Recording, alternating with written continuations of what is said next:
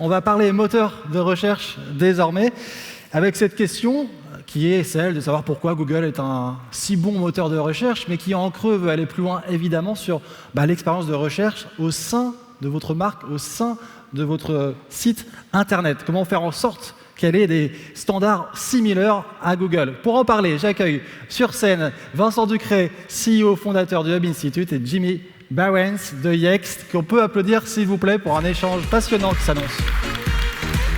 C'est pour vous. Je vous en prie, messieurs.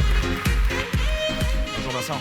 Salut Jimmy. Bonjour, très heureux de t'avoir avec nous pour ces 2 jours d'échanges très riches. On voit, il y a eu beaucoup d'innovations ces derniers mois, et c'est vrai que c'est toujours hyper intéressant de pouvoir essayer d'avoir toutes les updates. Alors, effectivement, tu es SVP Sales Engineering chez Yext, et le premier enjeu, clairement, c'est effectivement comment l'intelligence artificielle contribue à faire évoluer, selon toi, le monde du search, qui est un des sujets qui nous réunit sur ces 2 jours. Alors pour bien comprendre en fait cette évolution, il faut prendre un petit peu de recul et regarder un peu ce qui s'est passé ces 20 dernières années. Il y a eu beaucoup d'évolutions, et les 2 grands moteurs de cette évolution sont toi, moi, vous, les utilisateurs, parce qu'on est devenu de plus en plus exigeant, de plus en plus mature, et on demande de plus en plus de qualité en termes de réponse. Deuxième acteur, ce sont les éditeurs qui, bien sûr, grâce à la technologie, cherchent en permanence à améliorer les résultats de recherche. Alors je vous propose un exemple. Premier exemple, si je te pose la question « Qui a peint la Joconde ?» et que je pose cette question il y a 20 ans sur le moteur Google, voilà la réponse que j'obtenais, et en fait, je n'obtenais pas de réponse. C'est-à-dire que Google ne comprenait pas ma question.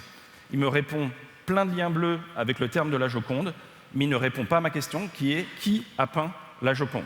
Donc, pas de compréhension de la question, pas de réponse directe, et plein de liens qui m'obligent à cliquer et à fouiller.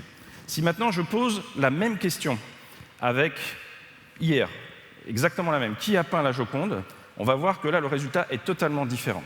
Là, j'ai une réponse directe, l'intention a été comprise, c'est bien qui a peint la Joconde, on me répond Léonard de Vinci et pas la Joconde, et on me répond directement, et on me répond avec des réponses enrichies.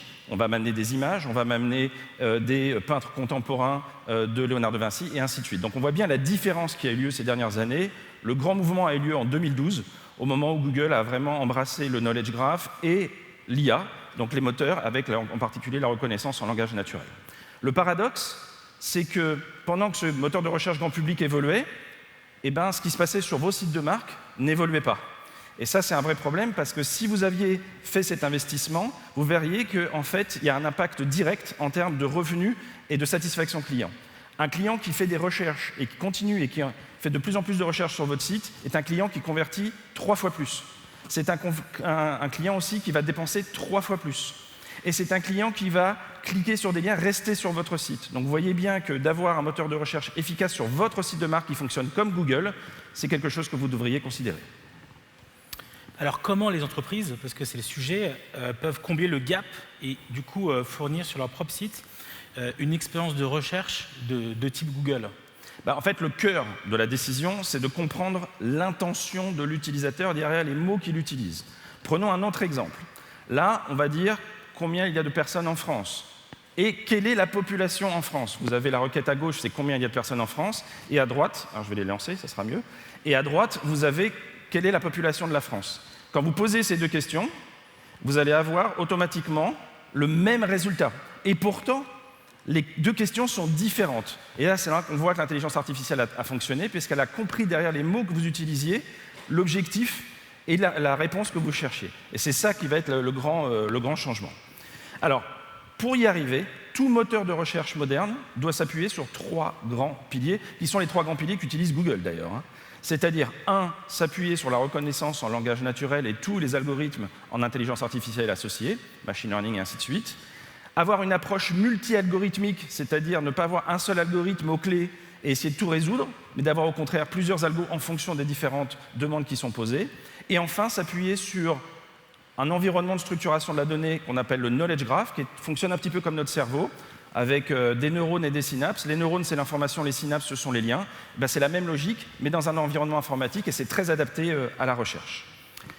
Et pour aller plus loin, chez Yext, nous, on a appliqué en fait cette méthode, et on a plus de 30 algos aujourd'hui qui sont utilisés au sein de notre solution, mais il y a 3 grands algos qui sont importants.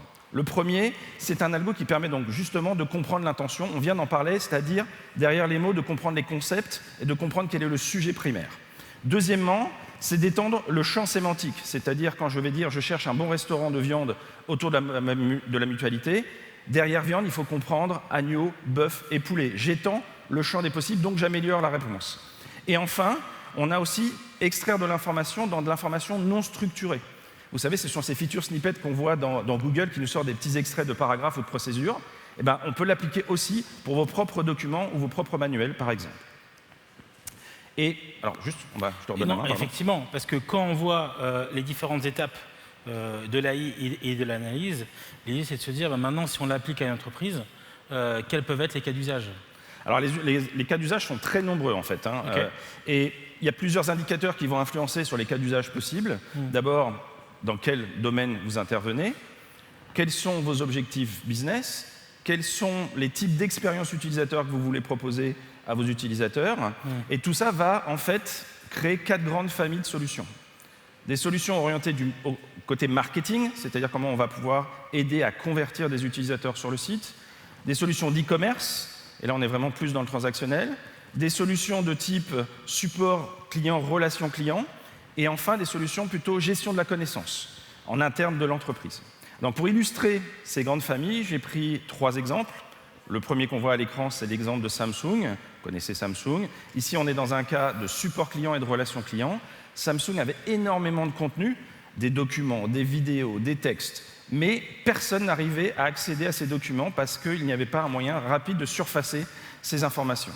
Et ben, c'est ce qu'on a fait en mettant en place Yext, et on a centralisé toute cette information, on l'a mis à disposition à travers une simple barre de recherche où les personnes peuvent s'exprimer comme elles le souhaitent, et à partir de là, on a vu les résultats immédiats, c'est-à-dire ces informations qui étaient cachées sont à nouveau disponibles, sont à nouveau surfacées, et donc du coup les utilisateurs peuvent, trouver cette information rapidement, être satisfaits, et donc on voit les résultats, plus 45% en NPS, plus 33% en satisfaction client, et puis un taux d'engagement qui n'a fait qu'augmenter à travers le temps.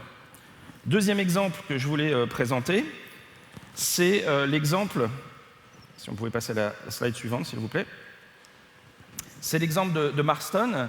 Là on est dans le cadre d'une chaîne de magasins qui, c'est des pubs, des microbrasseries, et eux leur enjeu c'était que chaque magasin, bien que faisant partie de la même franchise, avait des données différentes. Et donc là l'idée c'était de trouver la possibilité de mettre une interface de recherche personnalisée, mais au niveau de la franchise, et on parle de plus de 200 magasins, et donc chaque barre de recherche devait être personnalisée par rapport au magasin. Et dès qu'on a fait ça, on a vu un taux de réaction et un taux de participation en constante augmentation, avec des chiffres assez impressionnants, et en particulier, parce que c'était le nerf de la guerre pour Marston, c'était la prise de rendez-vous et la réservation de tables dans les pubs. C'est vraiment ça qu'on a réussi à débloquer grâce au moteur de recherche.